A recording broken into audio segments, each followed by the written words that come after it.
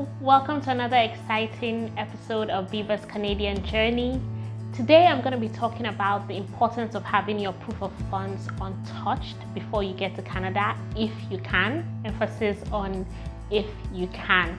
And in doing so, I'm also going to try and give an estimate of how much you should expect to spend in the first couple of weeks when you arrive Canada as a new immigrant or as a newbie. So let's get started.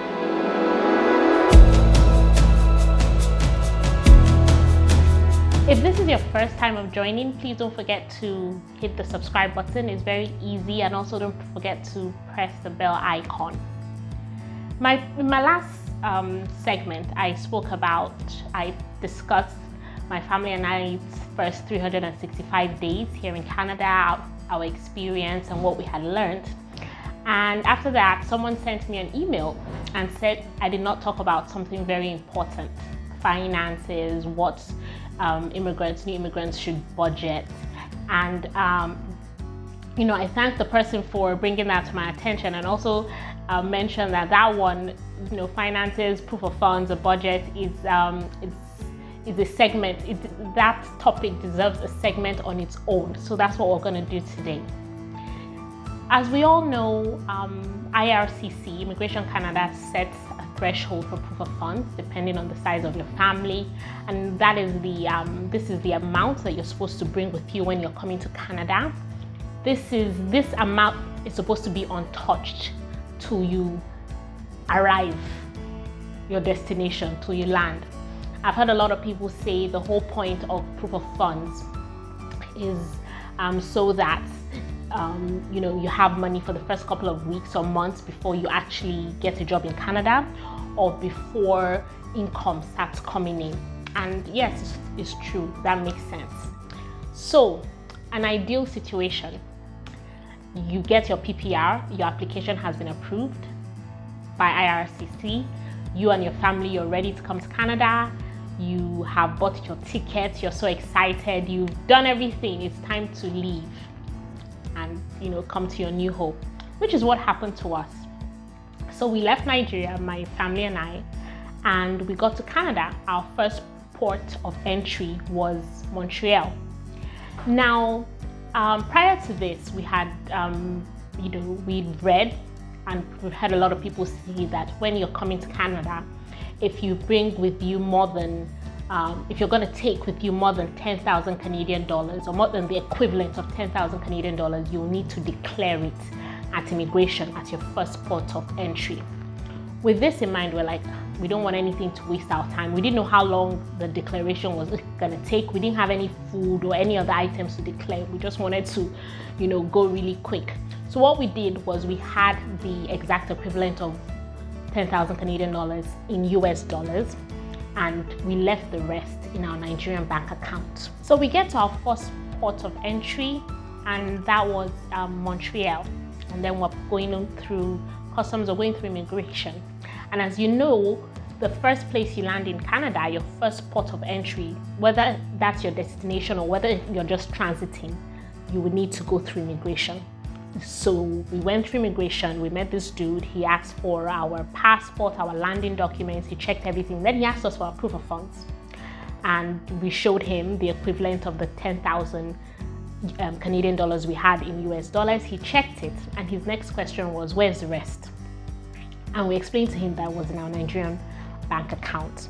What we did the day before we left Nigeria was we went to our bank and we printed statements to show the closing balance of that account. So we showed it to him that we have this funds. He was doing some calculations on his system. Then he says he needs to go and confirm this. He'll be a few minutes. A few minutes turned to over an hour. At this point in time, we're so exhausted, we're tired after over 10 hours trip from Nigeria to Europe, and then here, then to Montreal, and we're just tired. We're thinking, what is taking so long? For me, panic setting, because I'm thinking, was there something wrong? Was there something we didn't do? And you read stories and you hear people say, it's actually at the airport that they stamp your landing document. That's when your PPR is actually approved. So the immigration officer at your first port of entry airport has the power to send you back, to decline your PPR and actually send you back to Nigeria. So panic sets in. And we're looking at the time because we need to get the connecting flight to Halifax. Finally, this guy comes and says, okay, he's checked, everything is fine, the funds are there, we're free to go. And yes, there was a sigh of relief, but I was also surprised because I had never heard this before. Usually we hear people say the immigration officers just tell them to pass through. In fact, a lot of people say when they see you and you have a child or a toddler, they feel so sorry for you and be like, okay, just go through. That was not the case. So just to buttress the point that if you can, please do not touch your proof of funds until you get to Canada, okay? Now, we then get our connecting flights. We get to Halifax, Nova Scotia. We stayed in an Airbnb for a week. We had paid for that from Nigeria. Then, in our first couple of days, we start looking for accommodation. We had started looking for accommodation from Nigeria. Trust me, I had started doing my research months. Immediately we applied, we sent in our application. I had started doing research on houses and apartments. We had spoken to this landlord in Canada, in Halifax, and when we got here, we saw him, we saw the house, we wanted. It was a condo, a 2-bedroom condo, and we finalized the price, and he told us, before we signed the contract, he said, listen, you need to pay 3 months in advance. This is because you're new here. He said he needs to cover himself. We don't have any credit rating, any credit history, and his own concern is that rent is coming in every month, so he needs to be sure, before we get a job. And it makes sense.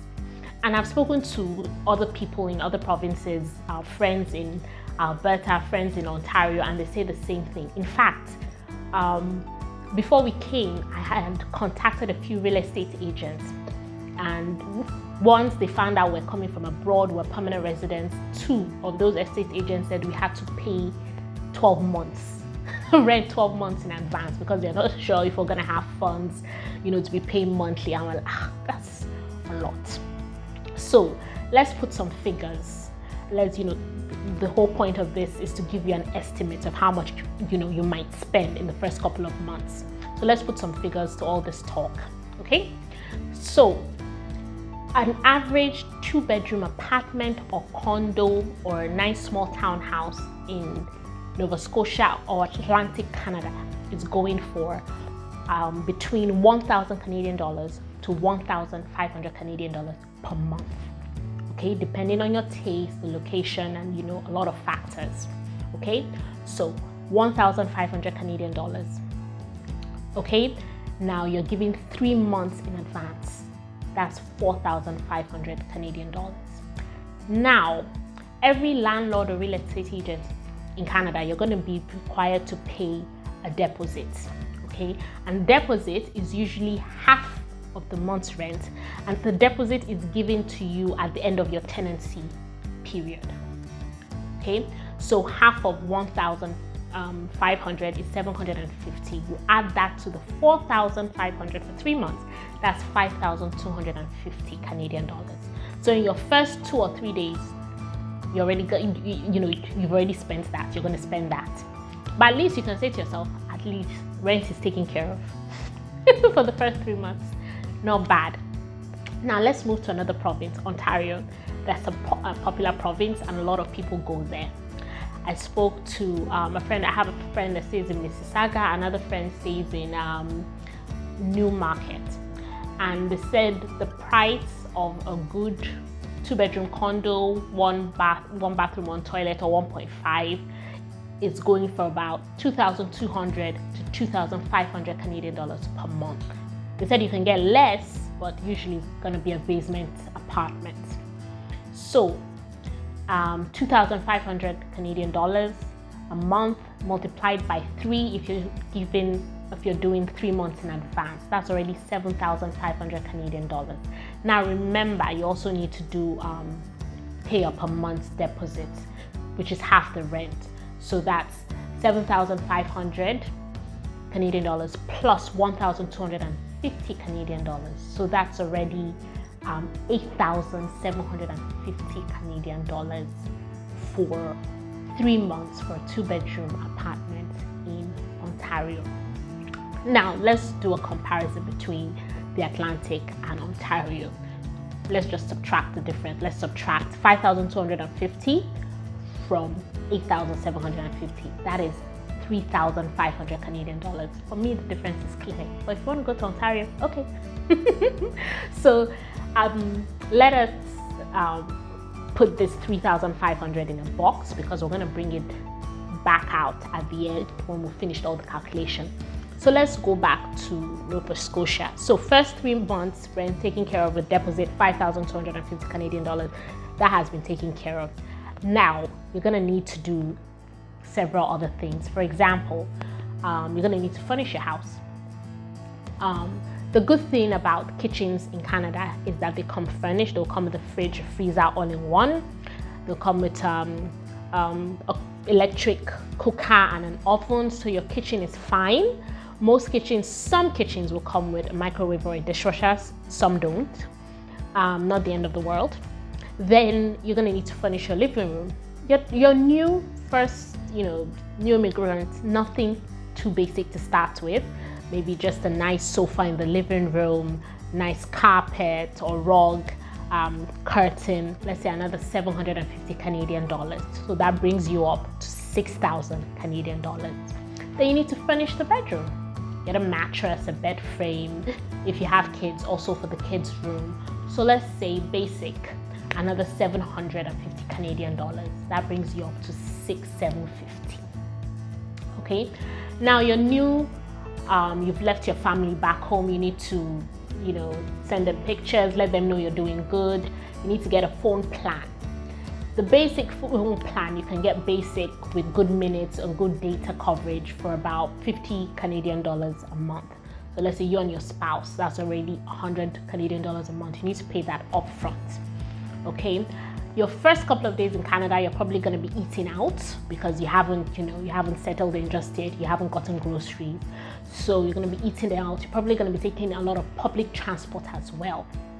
So let's say with the phone, eating out, public transport, another 250 Canadian dollars, bringing it up to 7,000 Canadian dollars in the first couple of days. Now, if you have kids or if you get here in the heart of winter, you're going to need to get a car as soon as possible. We came here in September, but still we met fall, but the cold was something else. So if you come here after that, getting a car is going to be priority. Now in Canada, you can get cars from different places. You can get it from dealerships that do fairly used cars, or if you have the dough, you can get it from, direct from brand new Tierra, or you can get from private sellers online, Kijiji, Facebook, Craigslist. Okay, you can get from anywhere from about 1,000 Canadian dollars to 100,000 Canadian dollars. But let's say you get you want to get a decent car, and what most immigrants use is they use the fairly used dealers. Okay, so you go to a fairly used dealer to get a decent car with good mileage, that is decent, so let's say another 7,000 Canadian dollars. That brings you up already to about 14,000 Canadian dollars in the first couple of weeks. Okay, this is how the money, in the first couple of weeks, the money goes really fast. So you do that. Then you come back, you need to get groceries, so you're not eating out every day. You now need to go to Walmart or somewhere, get groceries, and you're buying groceries for the first time. You're probably buying kitchen utensils, pots, pans, teacups, mugs. You're going to need a lot of teacups and mugs because Canada is very cold. You're going to be drinking a lot of tea and coffee. So let's say that takes you to another 500, already 14,500 Canadian dollars. Then you want to get a TV. You want to get broadband internet connection for your house, so you can start the job hunt. You need internet to do that. Another $500. So you're up 15,000 Canadian dollars already. We haven't included car insurance, some miscellaneous amounts that you spend here and there. But let's say first month, you're already on 15,000 Canadian dollars, even though you come with your spouse and you have kids, so you have a child. Okay, obviously if you're single, might be cheaper. So that's already 15,000 Canadian dollars. Now let's move over to Ontario. For everyone who wants to go to Ontario, take that 15,000 Canadian dollars and add 3,000. Remember, that's our 3,500. Let's take it out of the box and add it to that 15,000 Canadian dollars. That's 18,500 already in the first couple of weeks. And we haven't added, some other things. This amount is not to scare you. This is just to give you an idea that if you can come with your proof of funds untouched, please do. If you need to start saving up now, please do, because the first couple of weeks, the money just goes like that. You have a lot of things to spend money on, and it just makes sense. You are in a new environment. And if you come here in winter, you are going to need to go to the stores and start getting your winter gear. That's another expense on its own. Even if you come here in spring or summer, that is the best time to actually start shopping for winter gear because they'll be cheaper. So either ways, you're spending money. Okay. However, I need to add that there are places in Canada that you can get things, fairly used items for low prices. Places like Salvation Army, they actually sell. Sometimes you can get used furniture, fairly used furniture, fairly used kitchen appliances, fairly used TVs for good prices. Okay, so if you're on a tight budget, those might be places to also consider for shopping. But this is just to give you an idea. Okay, when we started this Canadian journey in 2018, and we made up our minds I wanted to move to Canada, and I saw the proof of funds. I was very angry with IRCC. I was like, what is wrong with them? This amount is ridiculous. Are they trying to discourage people from coming? However, after landing and seeing, I'm like, okay, they were not ridiculous at all. They actually knew what they were doing when they put up that threshold. And so if you can have your funds untouched, please do. You never know, you might just meet that immigration officer that we met in Montreal. He might just be your immigration officer. But on a more serious note, if you can have it untouched, please do.